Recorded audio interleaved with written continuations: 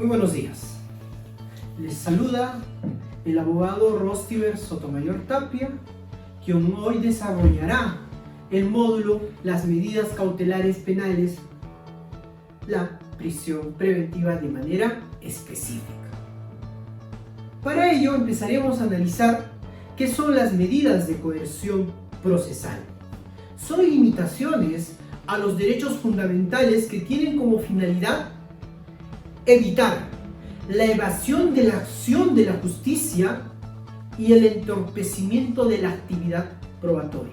¿Cuáles son las clases de estas medidas de coerción? El código nos establece dos modalidades: las medidas de carácter real y las medidas de carácter personal. Dentro de las medidas de carácter real encontraremos a 7. La primera, el embargo. La segunda, la orden de inhibición. La tercera, el desalojo preventivo. La cuarta, las medidas anticipadas. La quinta, las medidas preventivas. La sexta, la pensión anticipada de alimentos. Y por último, la incautación. Dentro de las medidas personales también encontraremos 6 medidas. La primera, la detención preliminar. La segunda, la prisión preventiva. La tercera, la comparecencia, tanto en su modalidad simple o restringida. La cuarta, la internación preventiva. La quinta, el impedimento de salida. Y la sexta, la suspensión preventiva de derechos. Para el caso en concreto, hoy abordaremos de manera más puntual la prisión preventiva. Entonces nos corresponde definir qué es esta prisión.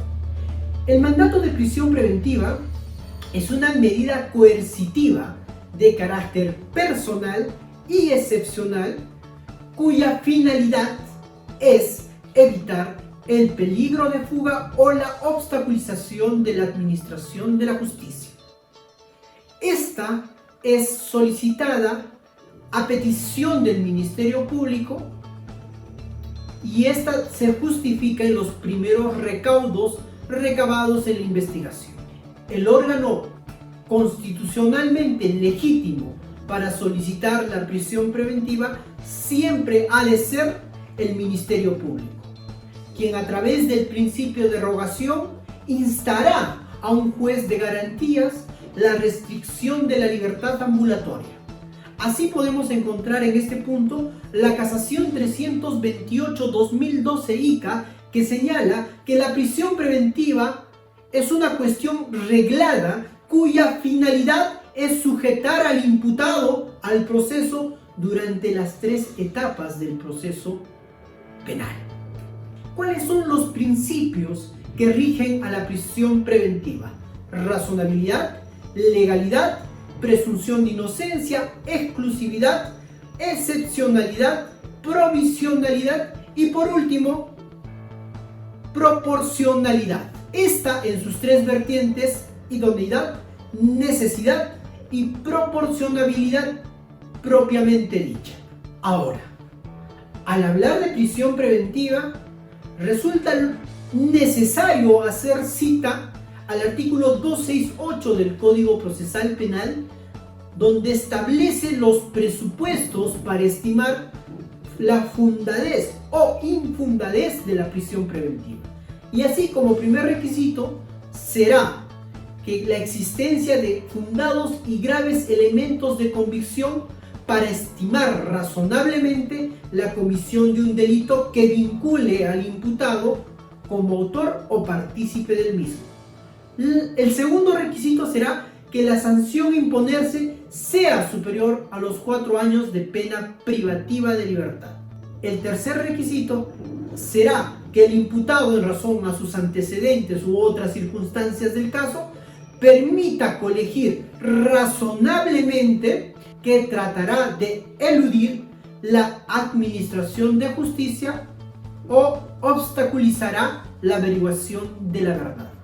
Estos presupuestos son taxativamente expuestos en el artículo 268 del Código Procesal Penal. Sin embargo, la casación 626/2013 Moquegua estableció que adicionalmente a estos presupuestos se deben integrar al debate de la prisión dos aspectos: la proporcionalidad de la medida y la duración del plazo. ¿Qué pasa si es que no se debate todos los presupuestos de la prisión preventiva? Esto ha sido materia de pronunciamiento en el Acuerdo Plenario 2-2017 SPS Corte Superior de Justicia de la Libertad, en la cual señala que todos los jueces de investigación preparatoria están en la obligación de pronunciarse de cada uno de los requisitos postulados en el requerimiento de prisión. ¿Por qué? Porque esto en una eventual apelación debe ser de materia de control jurisdiccional por el jerárquico superior. Ahora, al hablar del primer presupuesto de los fundados y graves elementos de convicción, entra siempre a colación la sentencia plenaria casatoria 1-2017, que establece los niveles de sospecha que debe existir en el proceso penal, pero también en la prisión preventiva.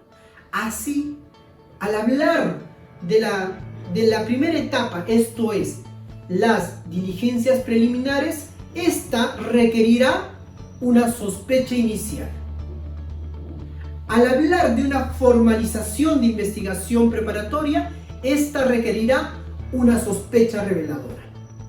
Al hablar de un requerimiento de acusación, esta requerirá una sospecha suficiente. Pero al hablar de prisión preventiva, esta requerirá la existencia de una sospecha grave. Y por último, para condenar, señala que debe de existir certeza de la comisión del ilícito.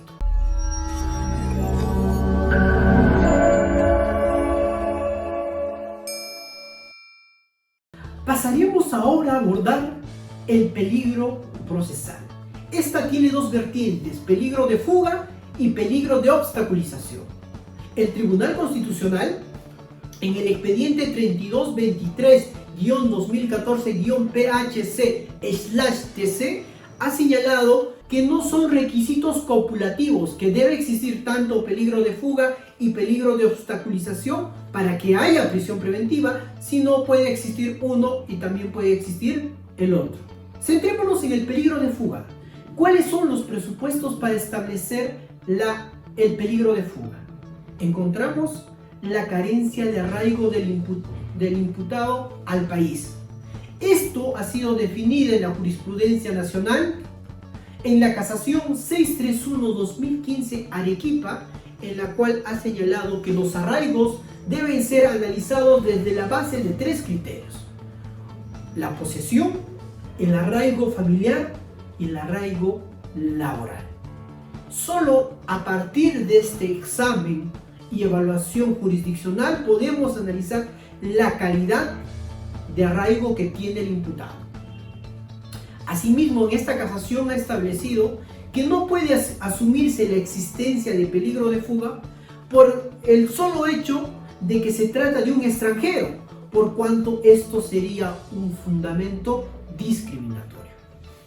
Otras modalidades para establecer el arraigo será la gravedad de la pena, será la magnitud del daño causado y la ausencia de actitud voluntaria para reparar. También otra modalidad será el comportamiento del imputado durante el procedimiento u otro procedimiento penal. Y por último, la pertenencia o no a una organización criminal. En relación al peligro de obstaculización, señalaremos que esto está regulado en el artículo 270 y está circunscrito a tres criterios: que el imputado pueda destruir, modificar, ocultar, suprimir o falsificar elementos de prueba; que el imputado pueda influir para que sus coimputados, testigos o peritos informen falsamente, o inducir a otros a realizar tales comportamientos. En la sentencia del Tribunal Constitucional, al hacer referencia al peligro procesal en su modalidad de obstaculización, ha señalado en el expediente 04163-2014 PHC/TC, Moquegua, fundamento número 10, que el peligro procesal tiene que materializarse de manera efectiva en actos de alteración, ocultamiento o desaparición de medios de prueba. Obviamente, estos sustentados en datos objetivos. Para fines didácticos y para mejor entender este tema sobre las medidas cautelares y en exclusivo de la prisión preventiva, procederemos a desarrollar las siguientes preguntas. Pregunta número 1. ¿Cuáles son los tipos de procesos cautelares en el proceso penal? A. Medidas cautelares reales. B. Medidas cautelares personales. C. Medidas cautelares familiares. Y D.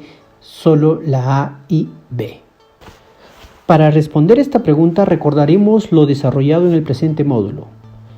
¿Cuántos tipos o modalidades de procesos cautelares existe en el modelo procesal penal? 2. La primera, las medidas cautelares reales vinculadas al embargo, la incautación, la inhibición y otros. Y 2, las medidas cautelares personales vinculado a la detención preliminar, la comparecencia, la prisión preventiva y otros.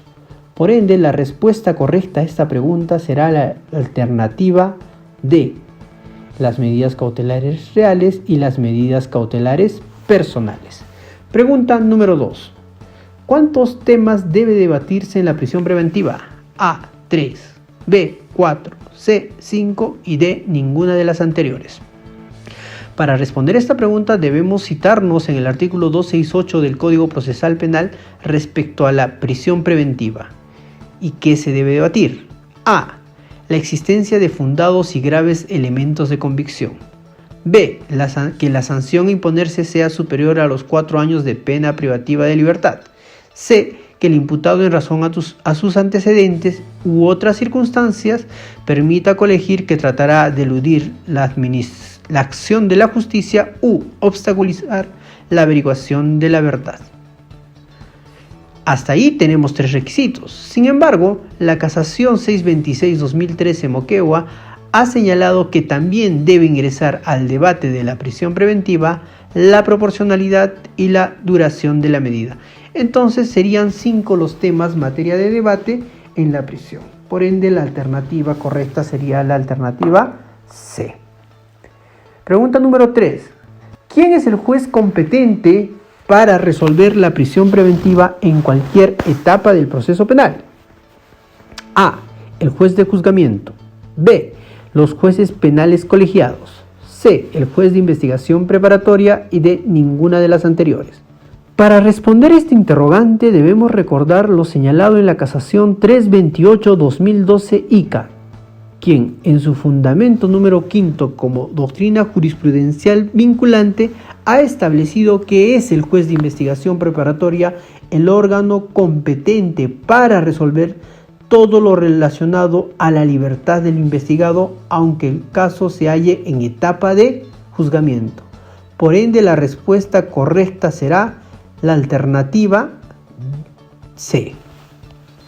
Pregunta número 4. Es un criterio para establecer el peligro de fuga A.